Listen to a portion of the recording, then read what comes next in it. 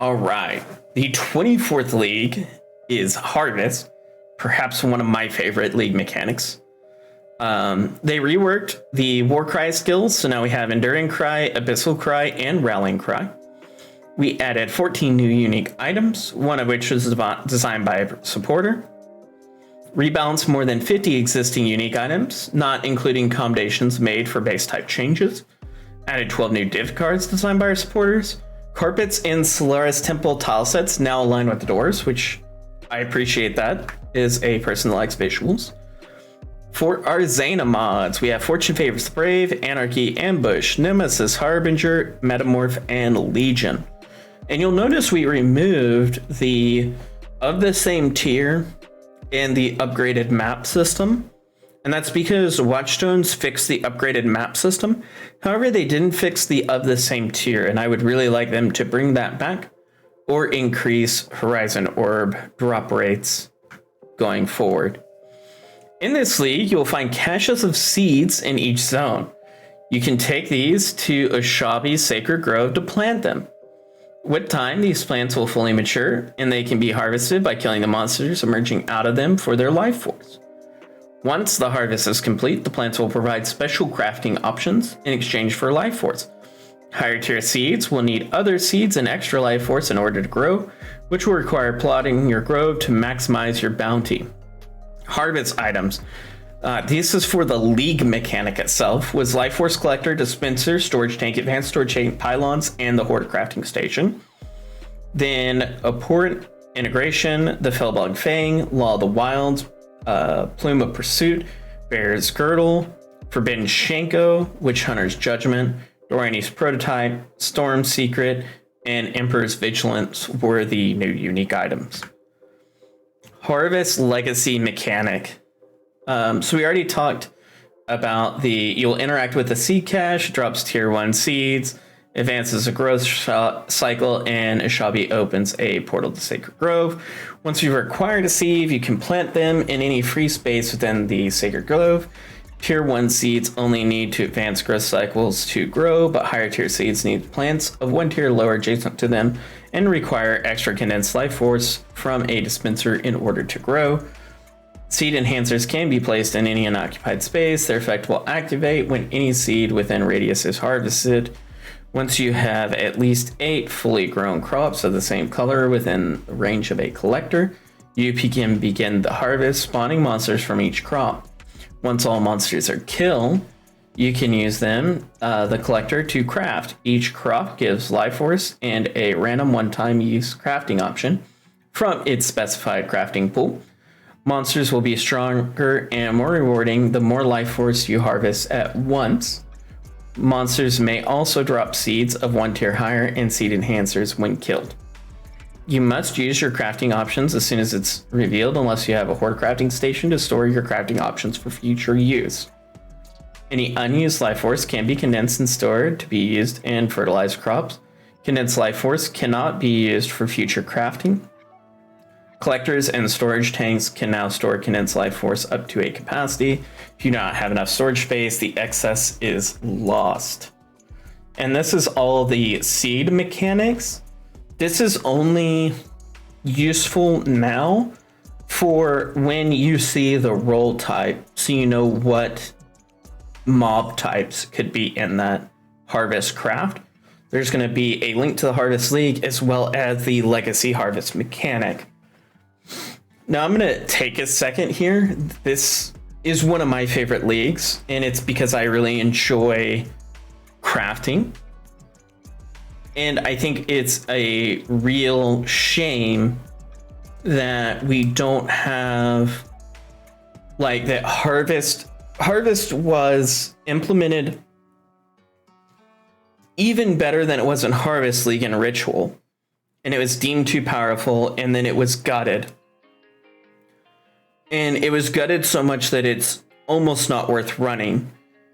And I think there's two solutions possible, which is one, you have to bump up some power level in Harvest to make it better than it is now. I think the other option is a way to make Essence better and Harvest better at the same time, is you take harvest monsters and you put them encased in the essence stuff. So it makes those encounters actually challenging and difficult. And you get 2 drops. So you get a drop from an essence, and you also get a drop that is essentially like a harvest essence. I'm going to use that in quotations, just so you get what I'm saying. And it has the same structure. So a base one gives you T1 rolls. An upgraded one gives you T2. Another upgrade gives you T3. Then the T4 rolls, put those behind corrupting T3s. And obviously you would have to split some of this stuff up into like, because Essence has like 7 tiers, I think. So what you would have to do is T1 would be essentially like probably the first 3 tiers. T2 would be the next 2 tiers, and then T3 would be the final 2 tiers, is probably how you would have to divide things up. And then you would just put the better version of the craft on the next tier up. So for instance, if it is like for T1 seeds, they can get the chrome modifiers, for instance. Let's just take that one. So T1 is like a random recolor, right? T2 is like a specific set of recolors. T3, this is all within tier 1, right? The highest of tier 1 would be like make a non-socket this color. And then if you corrupt it, you get a chance to get the white socket instead. And so they took that approach with all these modifiers, because they have a list and they have a weight to all these modifiers anyway. And so if they would do that and apply it to harvest, I'm pretty sure they could balance it. And then it would also make it where when you go to hit an essence with a remnant of corruption, especially like a substantially scary one, not only would it have an essence modifier on it, but it would also have a harvest modifier on it. And it would be a harvest monster. So you could fight like an actual like corrupted T3 harvest monster, which is no joke. And it would actually be very challenging content. And it would be a way to keep the spirit of Essence alive and make harvest feel worth doing, because it would add a level of difficulty at your choice, because you can choose whether or not to corrupt it. But it would also make it where Essence wasn't just a easy way to make money. Like you actually had to think about it for a second, like, oh, can I kill this stuff? Because this stuff can get spicy real quick, especially if you have a Primal Crush Claw in there. Like that's gonna have a lot of life. Can I actually kill this? Okay, I think I can probably kill this. But I think that's the way forward with Harvest, and it makes it where you don't need TFT and the reliance on that for all the crafts, because then you could just store them, and you don't need a hoarder crafting station either at that point, because you can just have a tab, and then you could still sell a new stash tab, and you can make money off of it. And I mean that seriously. Like I want the game to succeed, so if GGG is making more money, I would gladly buy that stash tab. And a heartbeat, I would buy that stash tab. And then what you could do is then you don't have to like, so the problem with Harvest, especially if you play with friends, is if you get a Harvest while you're playing with a friend, your friend is sitting there twiddling their thumbs while you're going through and just crafting stuff back to back to back to back to back. And so it is detrimental to party play. And like, I'm somebody that actually enjoys party play. Like me and my buddy Orange, we play together a lot. We enjoy that playing with each other. Like I have the most fun when I'm playing with him. More than anything else, I enjoy playing with my buddy. And so while that's cool, it would be, and Harvest is like my favorite mechanic.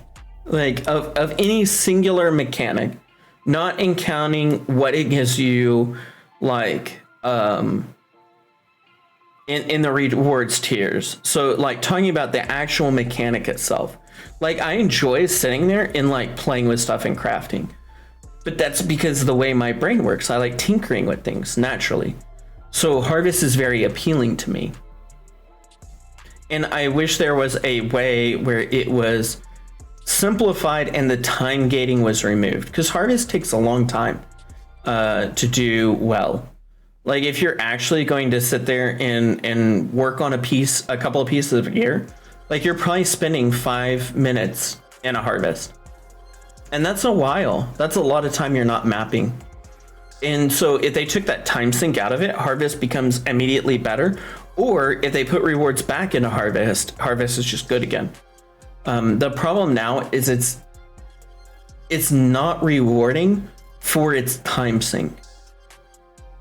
And it's not available early. And that's why the essence harvest combining would be so good, because it would give it to you early at a lower power level. And it would teach you more about crafting than just essences do. So you would learn more about crafting at a significantly easier pace, and it's quick and it's accessible. Because the reigning theme here is to make the player experience as good as humanly possible. Because at the end of the day, it just makes the game better if the player experience is amazing. Reception and implementation. I kind of talked about this already, but it's probably my personal favorite single mechanic ever. I would say Legacy is my favorite league, but that's because it gave me access to the 3 mechanics I wanted to play. And it would be even better now because I would put Harvest in every zone. It was very well received. Some players did not like the mechanic, but most players love the crafting. The reason why I say some players don't like the mechanic, there was like 2 or 3 different spreadsheets of how to make your farm where it maximized efficiency for like T4 seeds and everything. It was very complicated to figure out. So I am glad they removed that complexity, even though I miss seeing my neon garden. And that would be a really cool hideout idea.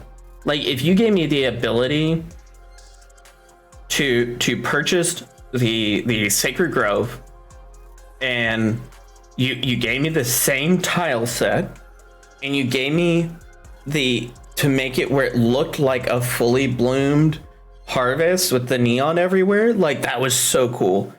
So cool. And I would gladly pay for that hideout. And so maybe, who knows, maybe GGG is listening and saying, oh, we can make some money if we do these ideas. Yes, you would. And I'm probably not the only one that would pay for that hideout. It was really cool looking. And then I talk about the essence mechanic here, and adding the 2 together. And I think you should drop both. Like, I think it should still drop an essence, and I think it should also drop a harvest essence, which is just because that's the best thing I can think of it. And it should have its own separate tab, right? It shouldn't be added into the essence tab. Like, you should have to buy an additional tab, or you could set another tab to filter it, as it is now. But I think it's worth, I think if they would embrace it, it would be worth the investment. And I hope that they would be rewarded financially for changing it in this way, because I think it would be a really, really good decision. But anyway, I hope you enjoyed it, and I will catch you on the next one. Have a great day, guys.